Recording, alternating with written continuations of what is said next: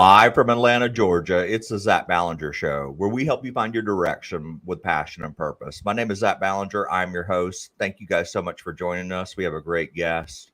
We're bringing on a career coach every now and then to answer your questions. This show is all about you, your life, your career development, your side gig, whatever you want to be. We believe that you can achieve that. So, Anish, thank you so much for joining the show today. Oh my gosh. Thank you for having me, Zach. I'm psyched for this. So tell us a little bit about us. So maybe a first-time listener saying, what is a career coach? What all do you do? This is a good question. And actually, it was my clients who were the ones who, after many years of working with them, clued me in to say, hey, you should start branding yourself this way. Until then, I had also never, heard of it. So a career coach, what I do is I help people who are at a kind of crossroads in their career, whatever that may be. You want to land a better job. You feel like you're underpaid. You want to move into a different industry. Maybe you're moving, you took time off to be a mom. You're reentering the workforce. And I work with them to help them understand what is the real state of hiring out there, both what we see and what we don't. And for them, what is the best possible way for them to intelligently not blast out or act in a desperate way that elongates this job search and brings in all the crap that we've experienced. What's a smarter way to do this that plays to their unique capabilities, gives them a unique degree of leverage, so they get to offers that they actually want faster, and ideally they're doing it from a place of power and leverage. Every person's case is different, but it's really funny because the underlying things of what brings it up, I've worked with people across the spectrum of careers. Many of the same things, they don't change, like I've worked with people who are so confident on the page, but you talk to them, there's a psychological barrier or there's a red flag. These things are almost part of the human condition, and the higher up you go or the more of these challenges come up, I would say a big part of my challenges of my job is helping people say, hey, this is not a disaster. This is not the end of the world. This is actually the necessary moment in your career. This is the necessary moment actually in your life for you to look at this. And if you handle this moment of challenge for you in the right way, not only will the career thing blossom, but I believe, and I've seen people's lives across 15 different areas of their life start to explode because you start handling this thing, which is such a demon on the back of so many people, their professional lives, their jobs. You start owning this.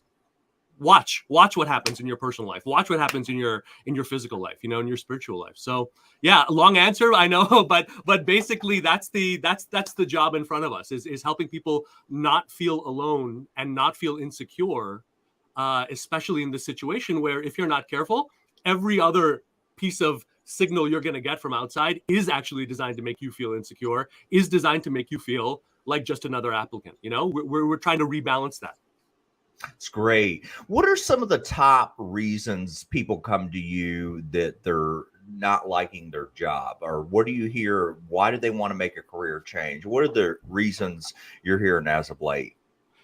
I think a lot of times, myself included, I used to always think that when I'd get in the weeds with someone, it would always be something very easy, like the money, the money's not there, whatever. But actually, the number one reason I've seen over these, 12 plus years that I've been doing it, when people feel like the work that they do does not fundamentally move the needle, like it does not matter how much you're paid. You could be doing incredible R&D work in biotech, but if you're working within a company where okay, at the end of the day, your division is responsible for less than 2% of the business that comes in, and it'll never be seen as more than that. It's that kills it. It's no matter what the job is, no matter what the starting place is, if you know that you are fundamentally just another cog in the wheel, there is no point for you to be there. There is no real way for you to go, and it doesn't really matter. That's the thing that's going to kill you no matter what. No matter what the materialistic start point was for you. Human beings cannot survive in a vacuum of absolute nothingness in terms of the meaning. And certainly we're spending the bulk of our working lives. You're spending time away from your family doing this. It will kill you from the outside. So I would say it's that meaning part that drives people crazy. And it hits you at all sorts of levels of surprise because we all like to imagine in our darker moments that we're Gordon Gekko, but we're not. We're not. So if that's what your life is, watch how it destroys you. It's the meaning part and then of course with that can be, hey, my boss doesn't get me. I'm being micromanaged. I'm being marginalized. They don't see who I am. I have ageism issues because I'm 53 years old. And, I keep getting told people who are, 20 years younger than me are actually more qualified than me. I know that that's not true, but I don't know how to communicate. But ultimately, if you look underneath all of this, it's the vacuum of meaning that drives most people towards radically changing and up-leveling getting out of that matrix zone of complacency and saying, no, I have to do something here, no matter what. One of the common questions I get throughout probably once a week is, and I still have people that really struggle with this, even though I've wrote kind of a manual on how to do it, but just want to get your perspective on it, is, Zach, I'm been in a job 10 years. Don't know really what I'm good at. Don't know really what I want to do. I've been trying to figure this out here 5 years now. I think figure out's a different way of actually going about it, but Yes. But explain to me in your words, how do you find a job that you like? Before I was a career coach, I was a journalist for many years, a writer, and I, as a job seeker, I also found myself doing this, which is, many of the things that you're describing right now in terms of, hey, how do I find the right fit, the right job? It's a way of thinking that is fundamentally external based. In other words, like I am saying the answer to what ails me here, the answer to this, it exists somewhere. Someone else has done the work, right? Either they've done the work in putting together a job title, they've done the work because I've made some kind of random judgment because I think, Meta or Amazon is my dream company that's gonna do it. I'm looking externally for some solution. That's not where you need to look. That's not where it's going to be. In fact, the more of a winding journey you have, the less likely it is, regardless of how qualified you are, that you're going to find some solution in some job posting. That's not the way to think of it. The way to think of it is looking through your career, all of it, and I say that because I see qualified people cut out massive parts of their history all the time because someone told them garbage advice to get rid of it. Look at your whole journey and start with this question, which is, what is the connective tissue here? If you were able to succeed in operations, now you're in biz dev, which is very weird, and now you're in a totally different industry. Start by asking yourself, how were you able to succeed in that way? I worked with plenty of people who couldn't make that transition, right? What enabled you to walk into a completely different environment, throw out 50, 60% of what you knew, relearn? What are the deeper drivers of that? And is it the way that you work with people? Is it a strategic way that you look at these moving parts? It's a way of looking at yourself as a strategic partner to a business, not just a set of job traits or certainly a set of skills, but to say, hey, if I was one of those 5 or 6 people who was responsible for growing a business, Zach, you know this, if I'm starting a company, right?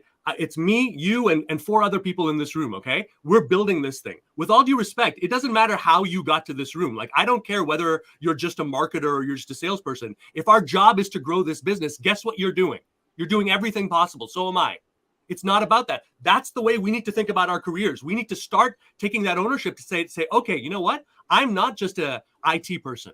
What I do is I help solve this chasm I see between siloed IT operations, siloed biz strategy. I can talk with them. And not only can I do that, I can interlink this so it's going to work. So what I stand for is Anish's process of moving a company forward by making technology work the way that it should. That's very, very different from me driving myself crazy, spending 3 hours looking at these dumb job boards, saying to myself, gee, I wonder if the answer is going to come from some bored HR person who put together this crappy job posting, right? That's the place to start. The place to start is, what is my process? What is my way of moving this forward? We can all do it. There's 50 different ways that we can look at it. But are you willing to be psychologically ballsy enough to own a vision of looking at yourself, right? Because that, if you don't have that, if you're not starting from there, yes, once you have, they say, okay, I've got to start. I've got a way to look at this. Okay, now I can look at competitors. Now I can do stuff. But unless I have some kind of a core that is my own, unless I have some way to say, this is the right way to do it, this is the wrong way, you have zero leverage out there. You have nothing. If all you are is just a combination of skills, then I can put you into the commoditization bucket, even if it's unfair. And I can say Zach is like Jim, Jim is like Sally, Sally's like whatever. And I can apple and orange you, and I can boot you out as they do all the time. And it doesn't cost me anything, right? Leverage comes from a uniqueness of a path, a uniqueness of a process, a unique way of doing stuff. If you don't have that, you're going to spend the rest of your life begging for permission from third parties. And people get that wrong because, with all due respect, we've been taught that our whole lives. Get permission from a teacher, get permission for a job, get permission from a parent. Well, we don't live in that world anymore. We don't. And the decision and the challenge and the gauntlet I want to throw down to every single person listening to this right now is stop worrying about things like automation killing truck drivers, okay? It's happening right now. It's happening in the way people can do stuff. You're either able to stand on your own or you're not. It has nothing to do with how much money you make, what your job title is. Can you, if I were to rip away your job right now, Zach, can you go out there and reinvent opportunities for yourself that are the same or better easily? And if you can't, you're in one bucket. And then there's a very, very small other bucket of people who are not bound by that. And the decision you have to make is, if I'm committed here to having some kind of independence, I have got to stop waiting for some third party to either give me permission or tell me who the heck I am. What do you stand for? Start with something. That would be the first place. Stop looking for an outside. There's no answers there. They're looking for an answer from you. Yeah, no, that's great advice. And I think a lot of it comes from, as you know, as a coach, you have to have your clients motivated. Absolutely. And, it's like the person that keeps going to the personal trainer and saying, well, why aren't you helping me lose weight? Well, you're not following the diet I'm giving you. You're eating your cookies every night. So that's why you're not getting your weight loss. So you have to have that motivation in somebody too, that they really want to change. It's almost like that I've had it moment. Where Absolutely. we're not going back. Let me ask you this: career transitions. I get this question a lot. Somebody's in a career, they're trying to change, but they say, well, Anish and Zach, it's just too difficult. You have to have experience. When you go onto the job boards, it says I need 3 years software engineer experience. That's what I want to be, but I'm in sales right now. So if people keep putting that on job posts, how am I supposed to get a job? How can I transition? What do you say to those people that say that? Well, there's two ways that you can kind of address that issue. The first way would be, okay, if I know that, okay, I'm going to make a switch from industry X to industry Y. I know that immediately I'm looking at some target roles, etc. I'm going to be going up against people who have a lot more experience in that industry. Okay. The first thing, and obviously what we've been talking about in terms of the way you think about the work that you do, this will help with that as well. But the first thing to think about is there alternate value that I'm bringing here, right? So my job is, I don't want to compete. I'm not going to be able to compete with someone who is 10, 12 years into the industry. That's a false comparison. It's naive. I'm not going to be able to do that. What I can do though, okay, is play on the absolute basic human thing, which says, look, no matter how, and I've been on the other side of the hiring room, by the way, Zach, I've watched as people have made final decisions with this. Okay. No matter how much of a stickler they may be for the years of experience, et cetera, the things that they have to do, there's always shift that happens between when they start and when they follow. In that shift is the opportunity. Okay. And no matter how deep an industry expert is, there's always at least one person in the room who's like, look, we just went through a horrible pandemic here. 50% of our business model was invalidated. Do we really need another quote unquote expert in this industry? You're right. There's always someone who's like, look, at least let's think about the other point of view. So if you're meeting these job postings where they are, alternate value is the way that you want to think about this. Say, okay, how can I absolutely paint these insiders as essentially the enemy? What are they absolutely getting completely wrong here? Okay. What are they absolutely blowing apart that my way, my weird winding path gives me a degree of insight into? Can I position what I do? Nothing in the resume. There should be nothing in your resume that I could open up a job posting and see. It is not at all a game of responsibilities. It is about outcomes. I don't care if a job that you list has 3 lines on it. Show me how you move this forward in a unique way. I don't want to know about the core responsibilities, because with all due respect, you're at a certain point in your job, in your career, you're not a 9-to-5er. I'm expecting that you're going to do everything in a job posting. What else have you done? Right? So alternate value is one way that you want to hit it, but far more valuable than that is, I would say, build these relationships earlier in the process.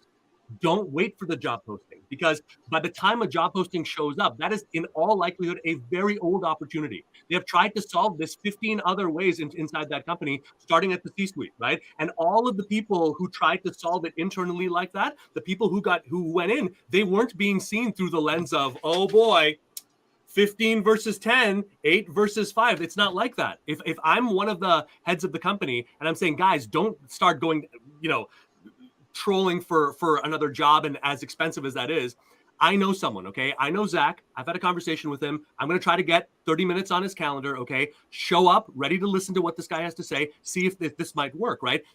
The whole way of dialoguing with someone, if I can build the relationship a little bit earlier, is completely different, because I'm not battling with that job posting, and I'm not battling with all of these.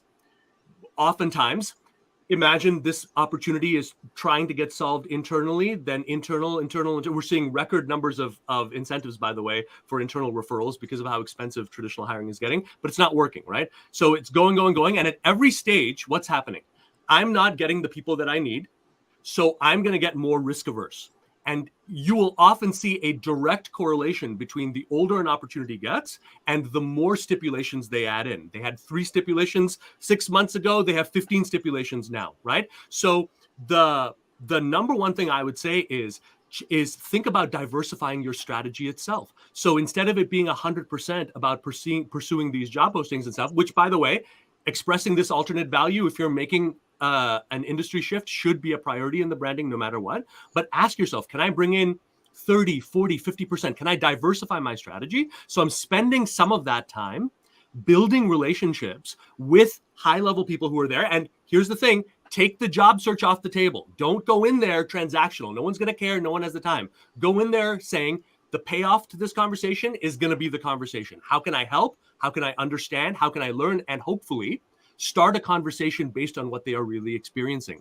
That simple change changed everything for me in my career, because that shift enabled people that I wanted to speak with to stop looking at me like just another come up person, basically, who's looking to, no one wants to talk to someone like that, especially if they're working 60, 70 hours a week. Once I started engaging from a place of respect and openness, and I said, okay, look, I'm not here to bamboozle you into a job. If that happens, fantastic. But how about we build this relationship first? How about I see if I can help you to the best of my ability first?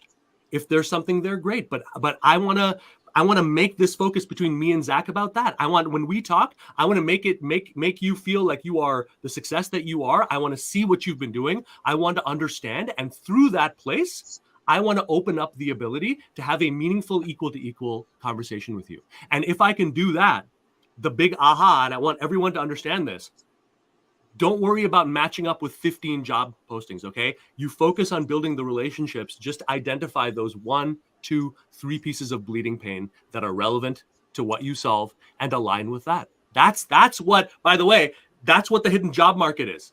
People call this some huge mysterious thing. It's not mysterious. It's the business of people who have just gotten to the point where we're saying, look, like, I can devote a certain portion of my day to getting to know other people that I admire, other people that I respect, other people that I'm collaborating with. And as I understand that, I can exchange information, I can see what's going on, and I can let what's actually going on be the grist, if you will, for the offer. And because you don't have that at the job posting side of things, you have all of this crap that you're trying to align yourself with. And that's the other thing, guys. Most of it is either padded on or can be negotiated or etc. But the further out you are, the longer it is, the harder it's going to be for you to do that, because in a way, it doesn't really matter how qualified you are, right? I mean, like, you're coming in as one of 100. So Zach, I see how qualified, I see all of your experience and all of this, but at the end of the day, with all of your capabilities, right, you weren't able to find any better way to talk to us about what we're going on here than to spend 45 minutes cold submitting your resume and waiting for an automated email to set up a thing. Like, do you see what's going on here? Like, how could I possibly, and how could I ever respect you if 90% of what I wrote in the job posting was BS anyway? and I put you through a 3 or 4 interview process, which happens all the time, and you're working your butt off, taking time away from your family to align with that, right? But it was never the truth. So am I really going to respect you? You think I'm not going to micromanage you? Pal, you were never smart enough to figure out what was really going on here. You were just one of 50 other candidates. So you're marginalized from the beginning. You're lowballed from the beginning, right? And it has everything to do with how you tackled this. It has nothing to do with how good of a student you were 6 months in, because the only way you thought of getting a job was looking at these depressing job boards, right? That's on you. So I would say diversify the strategy. Diversify the strategy. The more you're making a bigger risk, the more you need to think aggressively, like way more aggressively than I'm seeing people out there. 1, 2, 3. Don't think 1 step up, okay? Think 2, 3 steps up. Don't think 1 step up in your compensation. If you're moving companies, 2, 3, okay? Go big, people, right? I see a lot of talk, a lot of ambitious talk, but I don't see it where it actually counts. I don't see it where it hits home. I see a lot of bloviating. I don't see a lot of courage out there. And I'm just being real with you here, because it's not just about hiring and employers. You know, we got to be courageous too, don't we? I agree with you. And 2 points that you make that really stand out to me is, number one, a lot of times companies will post a job and they already know who they want to hire. And you say, well, how is that fair? And there's a lot of laws behind it where they have to make a certain job post for a certain amount of time, for a certain amount of days. They may already have a candidate ready for that. 100%. So they're just posting it as a formality. So I like your advice. You have to intercept that way before we're talking about a job post. And, I always encourage people that if they're at a company and they think they want to do something, let's start learning from there and seeing if we really want to do it. If you're a marketer and a company, I don't care if you're at a Fortune 500 company or you're at a small business, why don't you ask your boss, say, look, I'm interested in the software engineering side. Is there a project I could do on the side? Is there something I could help Frank with? Do you mind if I reach out to Frank for a quick 30 minutes? Frank's the boss of the IT department. I kind of interview him. What is this job like? Start from there. Start networking in your current role and get some experience there, even if you're giving up some extra time. Because let's face it, Anish, the labor market's pretty scarce. So if you offer somebody in your own company, hey, I'd love to help you. Sure. Absolutely. We'll give you something to do. 100%. So maybe start from there. So 100%. I actually just worked with someone who, created an amazing internal role for himself in finance, which is supposed to be notoriously an area that's supposed to be kind of resistant to that. And all he did was basically a version of what you're talking about, which is we're figuring out, okay, what's a way, what's a process. He basically started introducing himself to other leaders in the company and saying, hey, look, here's kind of the mission that I'm about. Here's what me and my people are focused on. Here's what I've noticed you guys are up to. What can I do to help? What can I do to support and move this forward? The key to dialoguing with the people that you really want to dialogue is don't force a leader to be a dictator. Force them to be a teacher. Okay, force them to be someone who can activate that muscle inside of them to say, "Oh, okay, Zach, you want to learn this? You want to see what we're going on here? Let me show you this." That time is never wasted, because I know at the beginning it can seem really hard, because especially if you're overworked and you're dealing with all of these other responsibilities, it can be very hard to say, okay, now I have to do a whole extra aspect of what it is. But truly what happens is, in a very short period of time, this quote unquote extra time, this extra investment, extra care that you're having here, this ripples out, because there's just not enough people doing that. And so if I know that Zach is someone who actually has that receptivity, I had a good experience with him, all of a sudden I'm talking about the next 6 months of this company, I'm talking about where we're going. It is infinitely more likely that I'm like, dude, I'm working with someone right now. Let's bring him in here. Let's see if I can maximize this. I'm actually looking for ways to continue paying it forward for you, right? And you didn't work a free job for me. You just took that interest. You took that time to learn what was going on. Over time, what happens is these investments that you make early on, they start to sort of have a bit of a life of their own, and all of a sudden you'll start to realize that, there's a bit of an awareness of who you are before you go into that room, that there's a little bit of a word of mouth following. There's a little bit of a sense like, hey, I don't know if I'm going to agree with everything Anish says or everything Zach says, but this guy's the real deal, and this world that I discovered, you're right, that I've worked with a lot of people who, were very down because they looked at the stats and said, hey, my industry is in decline, or, this is a rough time, et cetera, or it's a recession, back when I was starting out. But I think it's important to understand that like macro is not micro here. So the industry trends and all of that can be whatever you want it to be, but that it means absolutely nothing when it comes to the outcomes that an individual can achieve. In fact, an individual can do whatever the heck that they want. Our average that we've seen here is like a 28% salary uplift across over 2,000 people that we've worked with in one fell swoop, and that's across the industry. And why? Labor market is one thing, but pain and the problems that are affecting the companies is another, okay? And the labor market as we see it is one chunk of it, right? But people to people, between what's going on here, there's this whole other thing that we're just not counting, but it is, we could call it what you want, full-time roles, part-time roles, consulting roles, right? You can structure it however you want. They're not counted in the same way, but I really want everyone listening to get very excited because when I couldn't make traction in the job search, I was like, oh my gosh, I knew it. All of my worst, fears had come to pass. But the more I started putting my faith in people instead of companies or a job, the more I said, okay, look, whether I get a job here or not, I want to make sure, these 3 CEOs I'm talking with this week, that value is there, that outcome is there. The more I thrust myself into that, the less I had to worry about jobs, because the more I could either easily create them, or I was putting myself in a place where a pain that wouldn't even manifest into a job